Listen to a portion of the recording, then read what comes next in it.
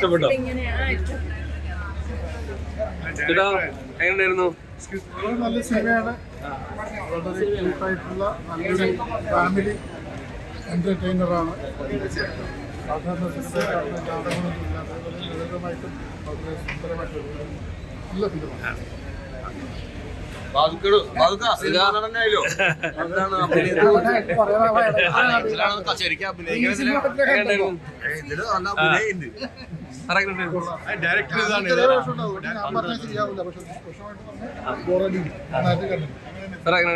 നല്ല പടം, മോട്ടിവേഷണൽ മൂവിയാണ്.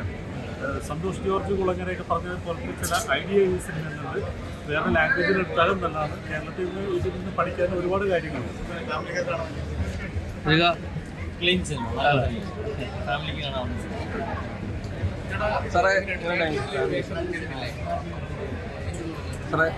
നന്നായിട്ട് നല്ല സ്ക്രിപ്റ്റും നല്ല ഡയറക്ഷനും നന്നായിട്ട് എല്ലാവരും അഭിനയിച്ചിട്ടുണ്ട്. നല്ല പാട്ടുകളുണ്ട്.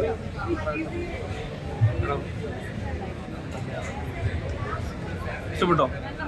നല്ല എന്റർടൈനിങ് ആണ്, ഒട്ടും ലാഗില്ല. എല്ലാവർക്കും ഫാമിലി ആയിട്ട് എൻജോയ് ചെയ്ത് കാണാൻ ഇഷ്ടപ്പെട്ടോ?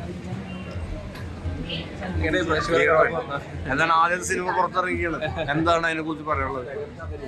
ഹാപ്പിയാണ്. എല്ലാവരും മൂവി കണ്ട് സപ്പോർട്ട് ചെയ്യണം. ഓക്കെ. എല്ലാവർക്കും ഈ സിനിമ ഇഷ്ടപ്പെടും. കാരണം ഒരു മ്യൂസിക്കൽ എന്റർടൈൻമെന്റ് ചെയ്യുക. പിന്നെ ബാക്കി രണ്ടു കൂടി സിനിമയെ കുറിച്ചും ഡയറക്ടറെ കുറിച്ചും ഒന്ന് പറയാമോ? ഡയറക്ടറെ കുറിച്ചും സിനിമയെ കുറിച്ചും. ഡയറക്ടർ സുനിൽ സാറാണ്. സുനിൽ സാറിന്റെ മേക്കിംഗ് ഭയങ്കര ഡിഫറെന്റ് ആണ്. നിങ്ങൾക്ക് കാണുമ്പോൾ മനസ്സിലാക്കും.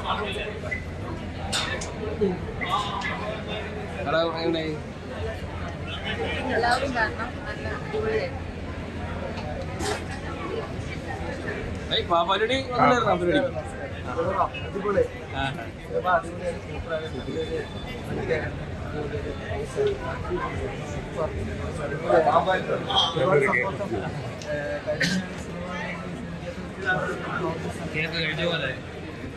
അസാധ്യമായ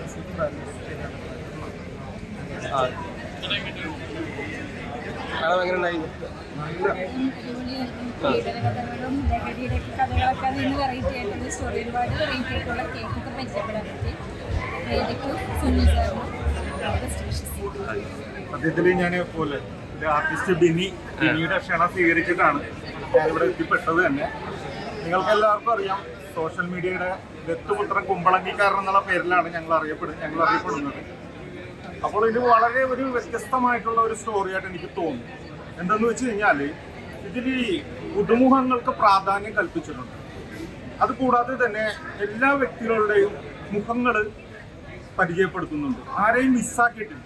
അതാണ് ഞാൻ പ്രത്യേകം നോട്ട് ചെയ്തത്. അതുകൂടാതെ തന്നെ ഇതിൽ കഥാപാത്രങ്ങളായിട്ട് മാറിയ അശോകൻ, പിന്നെ ബാബു ആന്റണി സാറ്, പിന്നെ രവി സാറ്, മല്ലിക സുകുമാരൻ, എല്ലാവരും നല്ല രീതിയിൽ തന്നെ അവരുടെ പ്രകടനങ്ങൾ കാഴ്ചവെച്ചിട്ടുണ്ട്.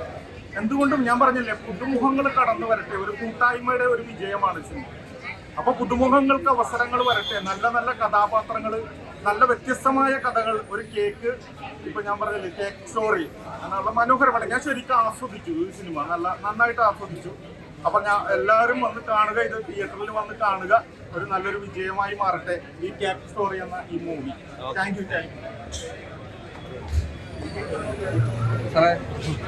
എൻ്റെ ഫ്രണ്ട് മലയാള സുഹൃത്താണ് സുനിൽ. സുനിൽ ഭയങ്കര റിസ്ക് എടുക്കുന്ന ആളാണ്. സുനിലിൻ്റെ ആദ്യത്തെ പടം പ്രിയപ്പെട്ട കുക്കു, അതുപോലെ മണക്കൊട്ടാരത്തിൽ ആണ് ദിലീപിനെ ഇൻട്രൊഡ്യൂസ് ചെയ്ത് സുനിൽ കൊണ്ടുവരുന്നത്. അതിനുശേഷമാണ് അതുപോലെ തന്നെ സുനിലിൻ്റെ റിസ്ക് എടുത്തേക്കാണ് ഈ പടത്തിൽ. നേരത്തെ കണ്ടമാന പുതുമുഖങ്ങളുണ്ട്. ഗംഭീര മേക്കിംഗ്, അസാധ്യ ഫോട്ടോഗ്രാഫിയാണ്. നല്ല പടമാണ്. എൻ്റെ മോള് നല്ല വേഷം ചെയ്തിട്ടുണ്ട്. അതുകൊണ്ടല്ല പറയുന്നത്, നല്ല musical love story പൊതുവരും cake തിന്നാനേ.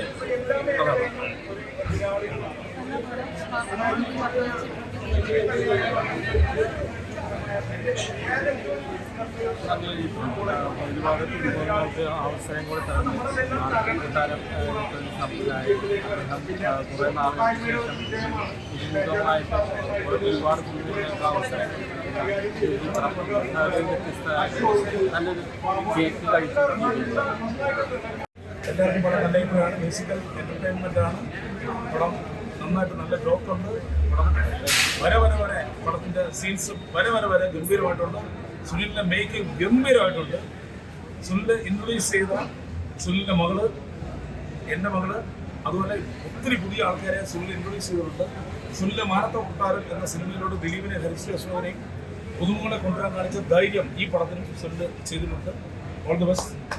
Excellence. അവൻ്റെ മകളെ ഈ പടത്തിൽ കൊണ്ടുവരാൻ പറ്റിയത് എനിക്ക് സന്തോഷമുണ്ട്. അതേപോലെ ഇതിനൊക്കെ ഞങ്ങൾക്ക് അനുഗ്രഹം തന്നെ ഇന്ന് ട്രെയിൻ ചെയ്യിച്ച ഒരാളുണ്ട്, എൻ്റെ ഗുരുവുണ്ട് ഇവിടെ, ആദം അയ്യൂബ് സാറ്. സാറാണ് ഫിലിംസിൻ്റെ എൻ്റെ സാറായിരുന്നു. സാറിൻ്റെ ബ്ലെസ്സിങ്ങാണ് ആദ്യം എനിക്ക് വേണ്ടത്.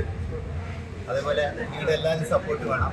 ഇങ്ങനൊരു മൂവി ഉണ്ടാക്കുക എന്ന് പറഞ്ഞത് നമുക്ക് ഫാമിലിയായിട്ട് എല്ലാവർക്കും കൂടെ ഒരുമിച്ചിരുന്ന് സന്തോഷത്തോടെ കാണാവുന്ന ഒരു മൂവി ഉണ്ടാക്കുക എന്നതാണ് ഞങ്ങളുടെ ലക്ഷ്യം. അത് മധുരമുള്ള കേക്കും മിക്സ് ചെയ്തു. ഈ സിനിമയുടെ പ്രത്യേകത ഇന്നിപ്പോൾ എല്ലാ തിയേറ്ററുകളിലും ഷോ കഴിഞ്ഞ് പുറത്ത് ഇറങ്ങിയപ്പോൾ എല്ലാ തിയേറ്ററിലും കേക്ക് കട്ടിങ് ഉണ്ട്. ബേക്കേഴ്സ് അസോസിയേഷനാണ് ഇതിന് നമ്മളെ കൂടെ സപ്പോർട്ട് ചെയ്യുന്നത്.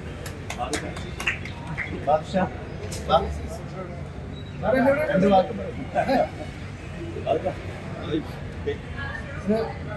കൊച്ചു മനോഹരമായ സിനിമ, എല്ലാവർക്കും കുടുംബസമേതം പോലെ കാണാൻ പറ്റുന്ന ഒരു സിനിമയാണ്. അതുകൊണ്ട് എല്ലാവരും തീർച്ചയായിട്ടും സിനിമ കാണും. എന്താ പറയുന്നത്? വേല ചേച്ചിയുടെ ഫുൾ ഹാർഡ് വർക്കാണ് ഈ സിനിമ എന്ന് തന്നെ പറയുന്നത്. വേല ചേച്ചി ഹീറോയിനുമാണ്. ചേച്ചിയുടെ ഹാർഡ് വർക്ക് എന്തായാലും ഡെഫിനറ്റ്ലി പേ ഓഫ് ചെയ്യും. ഞാൻ പ്രതീക്ഷയെക്കാട്ടിലും അടിപൊളിയാണ് മൂവി കളിക്കുന്നത്.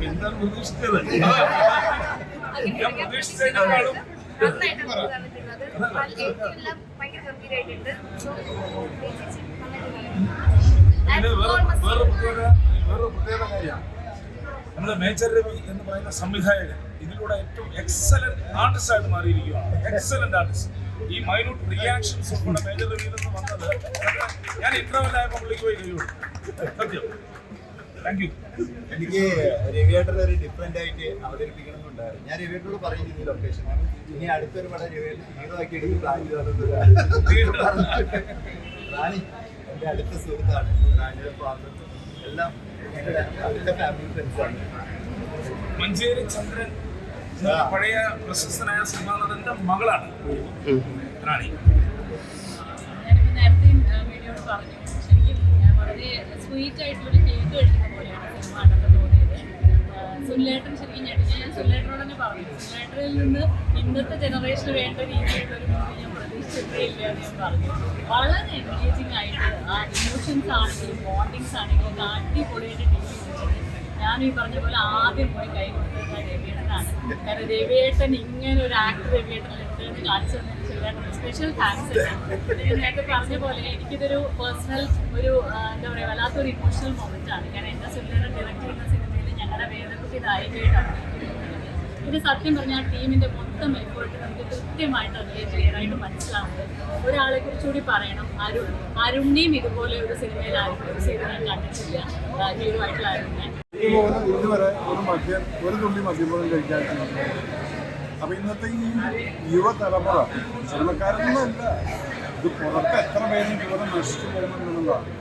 അപ്പൊ അവരെയൊക്കെ കാണുമ്പോൾ സാധാരണമാണ്. നമ്മുടെ സമുദായം ഒറ്റക്കെട്ടായി നിന്നുകൊണ്ട് അതിൽ പെട്ടുപോയിട്ടുള്ളവരെ തിരിച്ചു കൊണ്ടുവരാനാണ് നമ്മൾ നോക്കുന്നത്. അതുപോലെ ഇനിയും കുട്ടികൾ അതിലോട്ട് പോവാതിരിക്കാൻ വേണ്ടി നമ്മളവരെ അവയർനെസ് കൊടുത്ത അച്ഛനമ്മമാർ, അധ്യാപകരും കൂട്ടുകാരും എല്ലാവരും കൂടെ ഒറ്റക്കെട്ടായി നിന്ന് കഴിഞ്ഞാൽ നമുക്ക് ഈ സമൂഹത്തിൽ നിന്ന് ഇന്ന് നമ്മുടെ ശത്രു രാജ്യങ്ങൾ ഇറക്കിയെടുത്തിരിക്കുന്നതാണ് ഈ ഡ്രഗ് എന്ന് പറയുന്ന ശത്രുവിന്. അത് ശരിക്കും നമ്മുടെ സമൂഹത്തിൽ കാർന്നു നിന്നുകൊണ്ടിരിക്കാൻ. അപ്പോൾ അത് എവിടെ കണ്ടു കഴിഞ്ഞാലും നിങ്ങൾ ഓരോരുത്തരും ഒറ്റക്കെട്ടായി നിന്നുകൊണ്ടായിരിക്കും പറ്റും. അതാണ് എനിക്ക് പറയാനുള്ളത്. അല്ലാതെ ഇത് സിനിമക്കാരൻ ചെയ്തു, സിനിമക്കാരനല്ല, സിനിമക്കാരനേക്കാൾ 100,000 ആൾക്കാർ പുറത്ത് ചെയ്യുന്നുണ്ട്. അപ്പോൾ സിനിമക്കാരൻ ചെയ്തുകൊണ്ടതിൻ്റെ കൊണ്ട് മാത്രം ആ സിനിമക്കാരെ ഇതാക്കണം. എല്ലാവർക്കും ആരാണെങ്കിലും അടിമനെ സംസാരിക്കും. ഈ ഡ്രഗ്സിന് അടിമപ്പെടുക എന്ന് പറയുന്നത് ആക്ച്വലി പറഞ്ഞാൽ നമ്മുടെ രാജ്യം ശരിക്കും ശത്രുവിൻ്റെ പിടിയിൽ അകപ്പെട്ടുകൊണ്ടിരിക്കും. അതിനെ നിങ്ങൾ സമ്മതിക്കരുത്. നിങ്ങൾ ഓരോ ചെറുപ്പക്കാർക്കും എനിക്ക് റിക്വസ്റ്റാണ്, അച്ഛനമ്മമാരോട് ഒരു റിക്വസ്റ്റാണ്. കുട്ടികൾ എപ്പോഴും തിരിച്ച് മുമ്പോട്ട് വരുന്ന സമയത്ത് അവരെ കണ്ണു നോക്കുക. അത് അച്ഛനാണെങ്കിലും അമ്മയാണെങ്കിലും ഭാര്യയാണെങ്കിലും ആരാണെങ്കിലും ശരി, ആ കണ്ണു നോക്കിയാൽ ആദ്യത്തെ ദിവസം അത് യൂസ് ചെയ്തിട്ടുള്ള അറിയാം.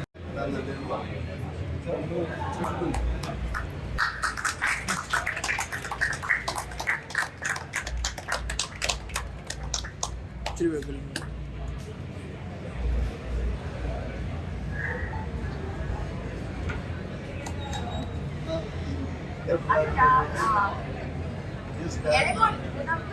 മൂന്നാമത്തെ യെസ് നിനക്കും ചന്ദ്രനും യെസ് ഗുരുനാഥൻ ചെറുതായിട്ട്